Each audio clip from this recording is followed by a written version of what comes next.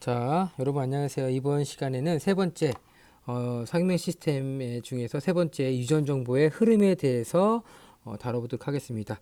자, 그럼 먼저 우리 유전이 무엇인지 알아야 되겠죠. 유전이라는 것은 부모의 형질이 자손에게 전달되는 현상이죠. 쉽게 말해서 엄마를 닮았네, 아빠를 닮았네 수업 시간에 얘기했었죠. 얘는 누가 봐도 뭐 아빠 아들이야, 누가 봐도 엄마 딸이야, 뭐 그런 식으로 얘기하잖아요. 왜? 닮았으니까. 왜 그러냐면 부모의 형질이 비슷하게 자손에게 나타나거든요. 그래서 부모의 형질이 전달되는 현상인데 누가 전달하느냐? 바로 유전자가 전달한다고요. 유전자가 자손에게 전달되어서 형질을 담는 거죠. 형질이라는 것은 뭐냐면 그 생명체가 갖고 있는 특징의 특징. 그렇죠. 뭐 아빠가 대머리면 아들도 대머리. 그렇죠? 뭐 그런 식으로 엄마가 금발, 뭐 딸 금발, 뭐 그런 식으로 그 형질이 전달된다는 얘기예요. 뭐를 통해서? 유전자를 통해서. 그래서 형질이라는 것은 우리 생명체 갖고 있는 고유한 특징, 머리카락, 모양, 피부색 등등등 되겠죠.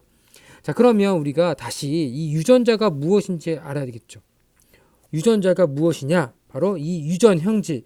형질 중에서 유전되는 거죠. 그걸 유전 형질이라고 합니다. 유전 형질을 나타나게 하는 유전 정보 단위를 유전자라고 하는 거예요. 근데 이게 뭐다? 어디에 있다? 바로 DNA의 특정 부분이 바로 유전자라고 하는 거죠. 그래서 여러분들 DNA가 무슨 구조였죠? 이중 나선 구조였죠? 이중 나선 구조였죠? 이렇게. 그래서 이렇게 염기들이 이런 식으로 배열되어 있고, 그렇죠? 얘는 상보적 결합하고 있었죠? 그 중에서 이 DNA 특정 부분이란 뭐냐면 이 중에서 여기 부분이 대머리 유전자야. 여기 부분은 뭐 금발 유전자야. 뭐 그런 식으로 이 형질을 결정하는 구간이 있다는 거죠. 그걸 우리가 뭐라 한다고? 유전자라고 한다고요. 그래서 DNA의 특정 부분. 그래서 이 DNA 염기 서열이 바로 유전 정보를 갖고 있다는 얘기를 하고 있는 거예요. 그래서 이 유전자는 한 약 2만 5천 개 정도 있다고 하는데요. 이 DNA에 다 그 장소가 정해져 있어요. 정해져 있다라고 나와 있습니다. 그래서 DNA 정 위치에 존재한다. 자, 그래서 이 DNA는 평상시에는 우리 핵 속에 이렇게 풀어져서 안 보여요. 그러다가 우리 세포 분열할 때는 얘가 실처럼 엉켜가지고 실처럼 되고 엉켜서 염색체로 보이는 거예요. 그래서 우리가 중학교 때 배웠던 염색체 사실은 우리 DNA가 뭉친 거다. 그래서 우리가 지금 유전자, DNA, 염색체 다 다른 말이 아니에요. 다 연결되어 있다는 얘기야. 그래서 여기 염색사는요. 핵 속에 DNA와 단백질이 실 모양으로 존재한다. 그렇죠? 그래서 얘네들이 평상시에는 실처럼 풀어져 있다가 세포가 분열할 때 눈에 보여서 이런 식으로 되어 있는 거 우리 기억해요? 네, 맞아요. 이런 식으로 웅축돼서 굵은 막대 모양으로 형성되는 게 바로 뭐라고? 염색체라고요. 오케이. 자, 그래서 여기 밑에 보시면 그림이 좀 나와 있죠. 그래서 평상시에 DNA 이중 나선 구조 있죠. 그 중에서 이렇게 유전자가 있어. 이 유전자가 바로 형질을 결정해서 단백질을 만드는 거예요. 이 유전자 단백질을 만들고 이 유전자가 평상시에는 핵 속에 실처럼 이렇게 풀어져 있다가 세포 분열할 때 이렇게 막대 모양으로 웅축이 된다고요. 이게 바로 염색체라고요. 알겠죠? 이거 여러분들 기억하시면 됩니다. 자, 그리고 바로 오른쪽으로 넘어가도록 할게요. 자, 그러면 방금 전까지 선생님이 유전자에 대해서 염색체에 대해서 얘기했고요.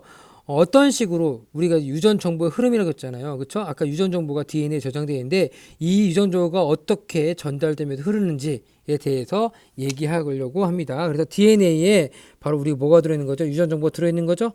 그래서 핵 속에 이 DNA가 실처럼 풀어져 있다라고 했었죠? 그래서 여기에 우리 많은 정보들이 담겨져 있어. 근데 이 정보 위에서 우리 뭐를 만들어야 돼? 바로 단백질을 만들어야 돼.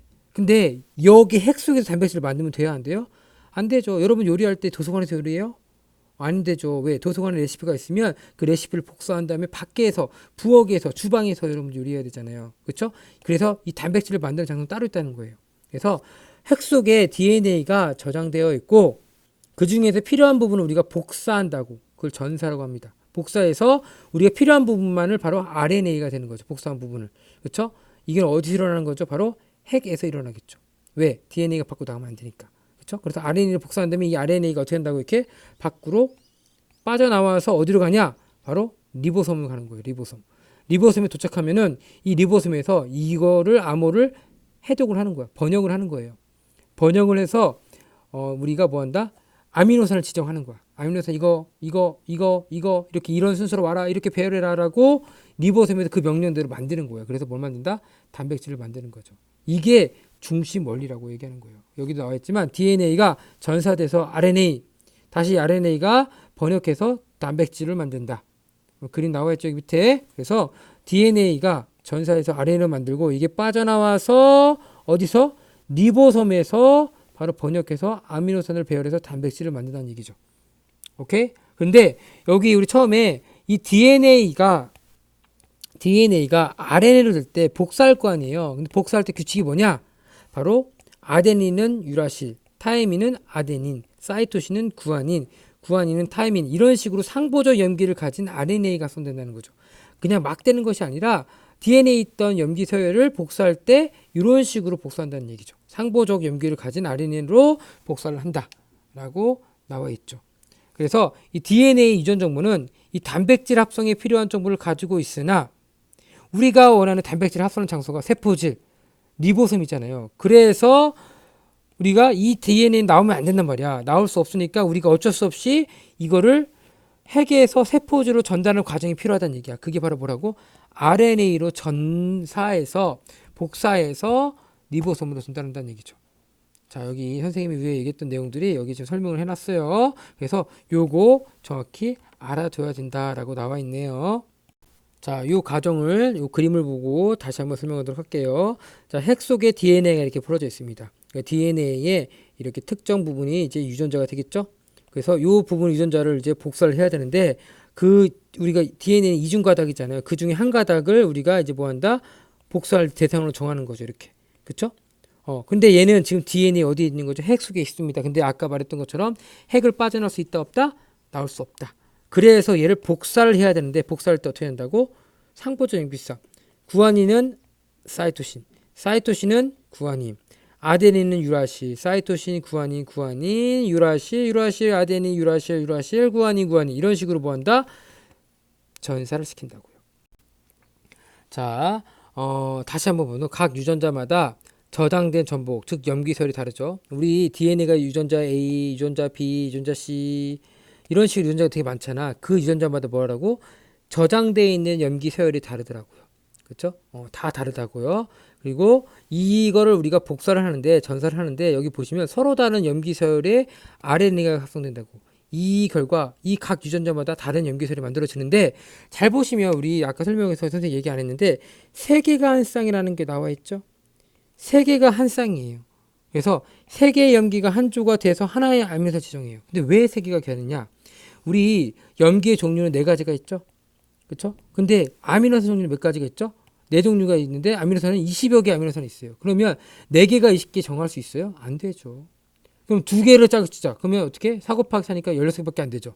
그래서 몇 개씩? 3개씩 짝을 지워서 총 64가지 염기조합을 만드는 거예요. 그리고 얘네들이 몇 개의 20여 개의 아미노산을 지정한다는 얘기예요. 그래서 3개가 한 쌍이 된다. 그래서 DNA 3개가 한 쌍을 우리가 뭐라 부르죠? 삼연기 조합이라고 부른다고요. 그렇죠? 요게 바로 삼연기 조합이라고요. 그래서 이 전사한 결과 각 얘가 이 샘색도 조합이 돼서 이렇게 전사가 될 거 아니에요. 그렇죠? 요 다시 얘 세 쌍을 뭐라 한다 우리가 코돈이라 부른다고요. 그래서 삼연기 조합이 DNA는 삼연기 조합인데 얘가 전사가 되면은 코돈으로 바뀐다고요. 그렇죠? 코돈이 만들어지는데 이 코돈에 의해서 어디서 리보솜에서 뭐 한다고? 아미노산들을 배열해서 단백질을 만드는 거죠. 그래서 번역 결과 서로 다른 아미노산 서열을 갖는 단백질들이 만들어진다고요. 그래서 이 각 단백질들은 서로 다른 기능을 수행해 다양한 형질을 나타내게 만든다.